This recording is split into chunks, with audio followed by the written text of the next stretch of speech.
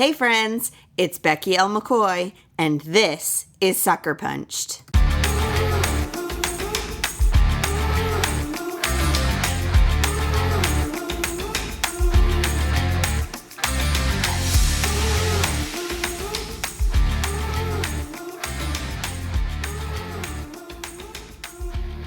Hey friends, before we get started with this episode, I just want to give you a heads up that we're talking about some pretty hard things. This is probably going to be one of my favorite episodes of this whole series, but because we are talking about suicide, it is maybe one that you want to consider listening to, not with children around or people who it might trigger suicidal ideations and whatnot. So here is my conversation with Ann Dagle of the Brian Dagle Foundation about loss and depression and suicide.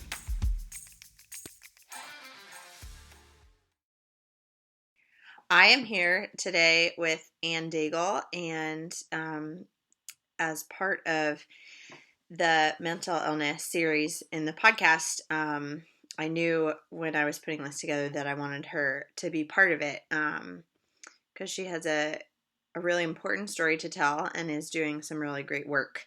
So, Anne, why don't you tell us a little bit about your story, about your son Brian, and kind of what you're doing now. Okay. I am the co-founder and president of the Brian Dagle Foundation. The foundation is almost 3 years old. It will be 3 years old next month, a nonprofit that we have. Our nonprofit was started after the loss of our son, Brian. Brian died in 2011 to suicide, something that was never in our vocabulary. We knew that Brian struggled with some depression and anxiety, but even at the time, I don't even think we knew to classify it as a mental health issue. And, this started in high school, and he would have some depression and anxiety. He would have panic attacks so much that we had an arrangement with the school that he would be able to go home if the panic attacks were too much. And then he'd be dismissed from school, go home and kind of sleep it off. He'd be exhausted after, so he just sleep it off. But then he'd, a little while later, he'd rally and he'd go out and he'd go do what high school kids do, go to the basketball games. He was a crazy, loved school as far as the spirit and the community and the friends and all the social part of it. So never in your life would you imagine that he was experiencing this. And he always told us it was under control and never really liked to talk about it too much. So he kind of rallied from that and kind of seemed to be, I thought, growing out of it. Although he did experience it a little bit more when he came home from his freshman year in college. He ended up going away to college in Vermont, which he loved. And then he lost a lot of weight. Looking back, I see signs now that I didn't know were signs. So he had lost a lot of weight, but he said he didn't like the food at school and kind of, just signs that he was kind of pulling away, but I thought he was growing up, trying to become his own person and all that. But, hindsight is 20/20, and, what I know now and I didn't know then is like light years away from what I've learned. So he struggled, and I call it a perfect storm, which usually it is when somebody dies by suicide. It's just a combination of life events that are too much for them, or too heavy for them. And, I've learned that it's not that they want to die or leave this world, but they have to end their pain somehow. So, clearly it took all of us by shock and surprise. And, yeah, for sure. Retreated from the world for quite a while, for a couple years. Just kind of surviving, just trying to survive. And then, out of the advice of several different people, but a therapist said to me that the love that I have for Brian isn't going to go anywhere. Mm-hmm. It's not going to die with him, which it didn't. Actually, you become more obsessed with people after you lose them. They're constantly, they're constantly on your mind. Mm-hmm. So somebody said, do something with this love. Do something with this love. So, I didn't know what I was going to do, so I started Project Brian and told my family I was doing Project Brian and we're going to start a nonprofit, and we didn't know what we were going to do with it. And told my son out of here that you're going to be on our board of directors and that this is how it's going to go. So fast forward to 3 years later, and we have a pretty strong mission statement. Yeah. For the foundation, that we offer grief support for anybody who is struggling after the loss of a loved one, regardless of the loss. But also, in addition to grief support, we do a lot of suicide prevention work throughout the communities and the schools. So, I'm just really beyond honored, I guess I could call it, to say that it's really taken hold, and that we have a lot of work to do. So let's talk a little bit about because suicide is something, like, especially recently, just culturally, with that Netflix series and the book 13 Reasons Why, and so many other things. It's something that people are kind of interacting with in a different way, but I think they don't really know how to process. Right. So can you talk a little bit about maybe what were your thoughts about suicide before Brian died, and kind of what shift has happened as you've done your work of grieving and learning and helping other people? Right. It is. Oh my goodness. I had no idea really what suicide was. I knew what it was, that people took their own life, but my notions of it, I remember a young man from East Lyme died by suicide when, probably 2 or 3 years before Brian died. And I just remember feeling very sorry for the family and thinking, oh, this man must have had a lot of struggles. Maybe it was drugs, or maybe it was, some really severe mental illness, and that's what it was. Boy, have I learned differently, that it can happen to anyone that you would least expect it. It does not have to be that in-your-face, really, person who has to be hospitalized, person who needs treatment all the time. I didn't know it was the 10th leading cause of death in the United States. I didn't know that it was the second leading cause of death for young men ages 15 to 24. I didn't know that these college kids were at such risk for suicide. So, what I've learned now, and all the risk factors and warning signs, I look back and Brian had a lot of those signs that I just did not see, or we did not see as a family. We thought he was doing the typical teenage stuff. Right, because when you think of, I feel like when we hear like symptoms of suicide, it's like completely withdrawing, or almost being like being manic and being severely depressive, and not like normal, or just moody, or so what are, when you're talking, especially, I know you spend a lot of time in schools talking with students, and what are the symptoms that you tell people to kind of keep an eye out if you suspect anything is going on with a loved one? Well, what I like to tell people, it would be kind of any change in behavior from what their norm usually is. So if they are, really social and just start to withdraw, even just a little bit, and and their social behavior change, even just a little bit, I would be concerned. Or if somebody is usually very quiet, not very social, maybe they're all of a sudden kind of broken out of their shell. Maybe that could be a sign as well too. Any of the different changes that's just not normally them. Maybe becoming quiet, or maybe become more talkative. It's just very different from what you're used to seeing with this person. Mm-hmm. Um, Brian's had lost, as I said, lost a lot of weight. Um, just his sleeping behavior was really off.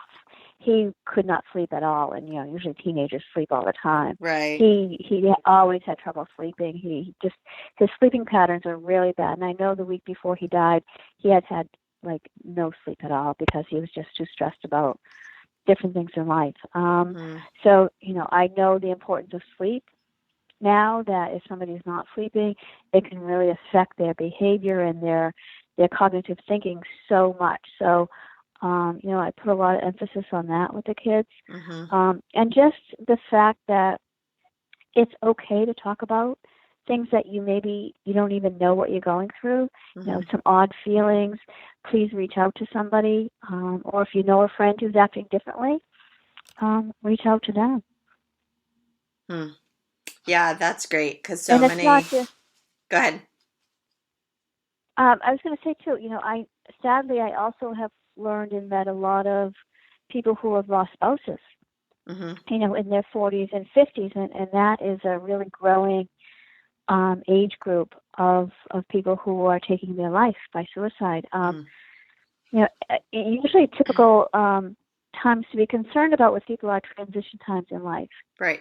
So, transitioning, whether there's a change in a family status or a change in a job or financial situations or, with kids in school or things like that. So, just, I think it's just to be more mindful and stop and slow down and listen to somebody and really look at somebody instead.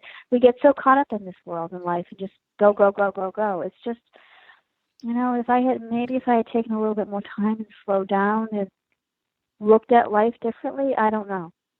Yeah. So you are very intentional about the words that you choose to use when you're talking about Yes. suicide. Why don't you explain that a little bit? So something else that I've learned in the world of suicide prevention and awareness is messaging, how we talk about either how a loved one died or using the words to describe their loss. So we try not to say the word committed suicide. To many people who have lost loved ones to suicide, that can be very offensive. The word committed, as years and years and thousands of years ago, if or that, I don't know, hundreds of years ago, they used to think suicide was, I have no sense of time. Yeah, it's They used to okay. think that suicide was a crime, and Mm-hmm. it was considered, you could be buried in the Catholic cemetery, all those crazy things. So so it's not a crime. We've learned that it's not a crime. It is Mm-hmm. associated with, mental health issues. So we try not to use the word committed. So I never will use that word committed. Mm-hmm. Try and be more easier with my words. When you know somebody has died by suicide, please do never ask them how they died, Yeah. because it really doesn't matter. Right. I know people asked me that Mm-hmm. in my, within hours after I lost my son, people asked me, how did he die? What did he do? And that's just, Right. there's no reason to give that answer. Right. So for people, I know somebody in the public eye, a celebrity or somebody, sometimes there's just way too much detail on how that person died, and that can trigger some other people, and that is just not a safe way to do things. You just never know what you're going to unearth in somebody's mind with some words, choices of words. It just, you don't need to go there. Right. Yeah, because so like I had mentioned before, so there's this kind of phenomenon or whatever surrounding the Netflix show 13 Reasons Why, and part of it is because it's like glorifying suicide and Yeah. making it almost too simple, as opposed to Mhm. being, like you and I have talked before, a symptom of mental illness. Like, it's not that Mhm. you chose to do this thing, it's that your thinking um, is so unclear, or your perspective on life is so backwards and upside down because of a mental illness or whatnot, that there seems to be no other option. Right. I mean, you and I are discussing this, or, I discuss this with people who are rational in their mind at the time. There's Right. no way we can understand that irrational mind or that diseased mind when somebody gets to that point, because we're not there. We're Mm-hmm. thinking, maybe not clearly, especially if we're in the rawness of our grief, but we're trying to make sense of something completely senseless, and we can't, because our mind does not go to that place. Yeah, we're in like a So completely different. exactly. Yeah. Exactly. So with this series of Netflix, this 13 Reasons Why, one thing that really bothers a lot of us who are in the world of suicide prevention and mental health is that they don't discuss mental health at all in Right. that Yeah. series. No, it's not. Yeah. I mean, hello. Right. At So least use it to like make a statement in a positive way. exactly, exactly. So I work with a lot of organizations and agencies throughout southeastern Connecticut. So one of them is the Southeastern Regional Action Council, who does some mental health and prevention work. So we went out to some different schools and talked about the series of Mm. 13 Reasons Why, and then we actually showed there's some great programs out there to help people understand suicide and myths associated with it and how to talk about it. One is Talk Saves Lives, so we did a little Talk Saves Lives presentation on that. So it's all about educating, and goodness knows I was not educated, so I did not know, but now I do. So Yeah. I just use what my experience as almost a responsibility, that I have a responsibility to educate people on this. I feel like there are so many topics of conversation that are taboo in our culture. And all that ends up doing is isolating us from one another. And that's why this podcast series on mental illness is so important to me.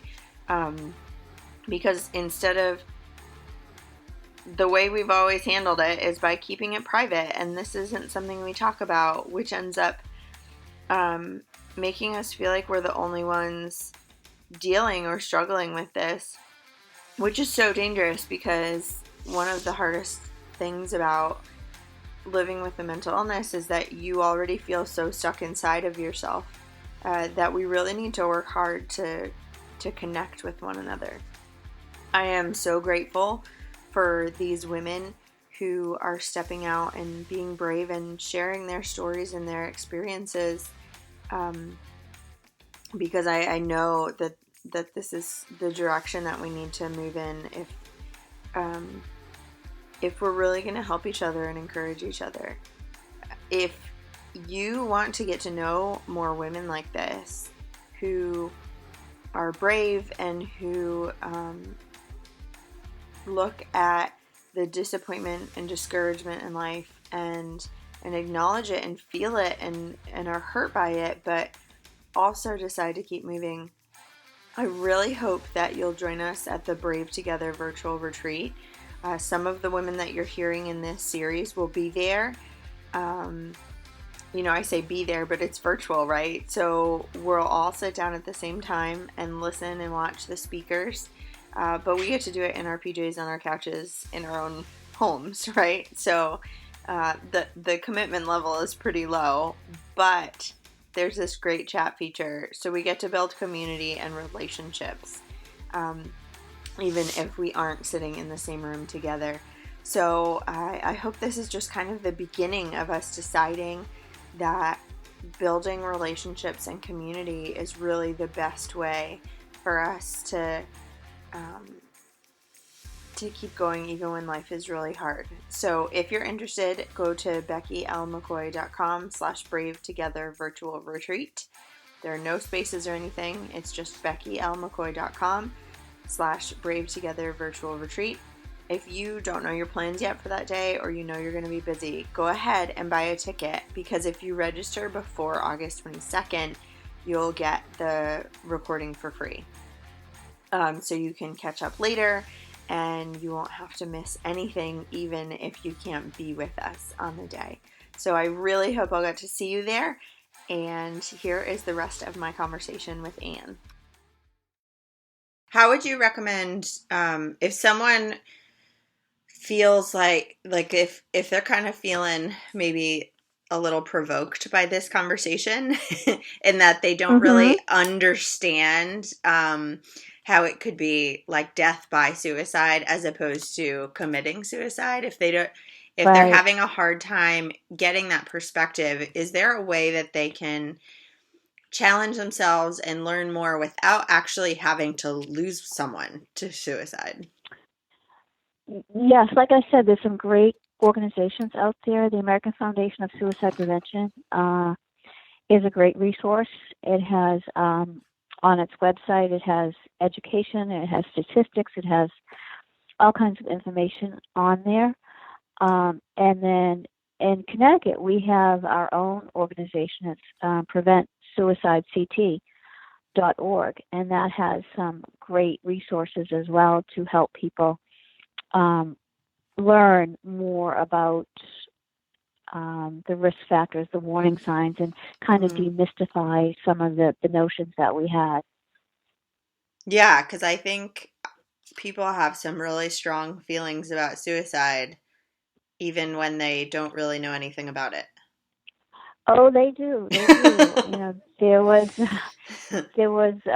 we were asked to be on we were promoting one of our events, our fundraising events, and somebody who we were speaking to about about promoting the event, of course the subject of suicide came up, and he got on this rant that suicide is selfish and and Hmm. oh boy, did we have to teach him Right. not in a nasty way, not at all a nasty way, but just let him know. So I think we actually were able to make him think differently when it came to this. And so now he definitely looks at it a little bit differently. Yeah. I think it was about 8 or 9 years ago. We lost a family friend to suicide. And at the time, I was certainly in that completely ignorant and probably very Mhm. judgmental place. Um, and I remember saying something to a friend, and I was just angry about it. Like, I was Right. angry that he would leave a family behind. And yeah, that he was so, how could he be so selfish? And I remember a Mhm. friend right in that moment said, "Don't ever say that again, because that's not at all what suicide is." And like, Right. it was almost like she grabbed my shoulders and shook me. And it was this Mhm. moment of like, oh, wait, maybe I need to think a little bit more deeply about this. Um, Well, at least you thought that. Some people don't. Some people just will not, budge from their mm, what they think, even, But, yeah. I think slowly, slowly we're able to, reach more people, Hmm. and get into, areas that we haven't been able to get into, schools for one, um, and talk about this.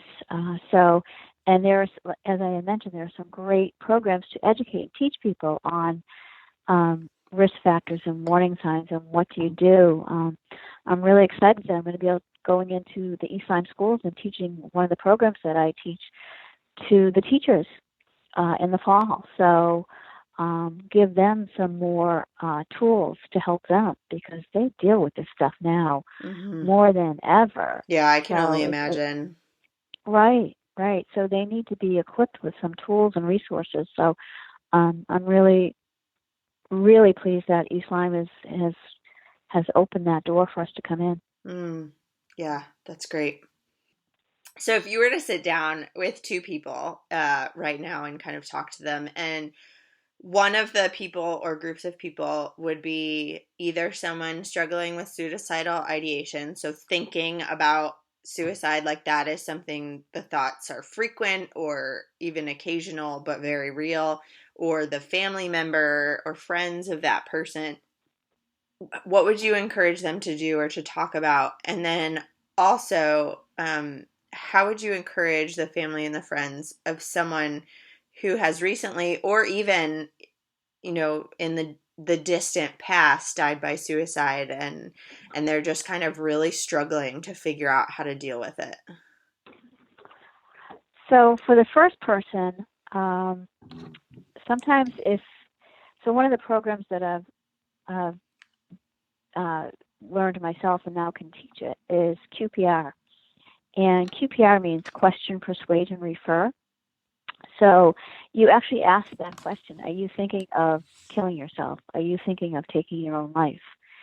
And for some people, that's almost a relief that, oh my God, somebody is really listening to me. So asking that difficult question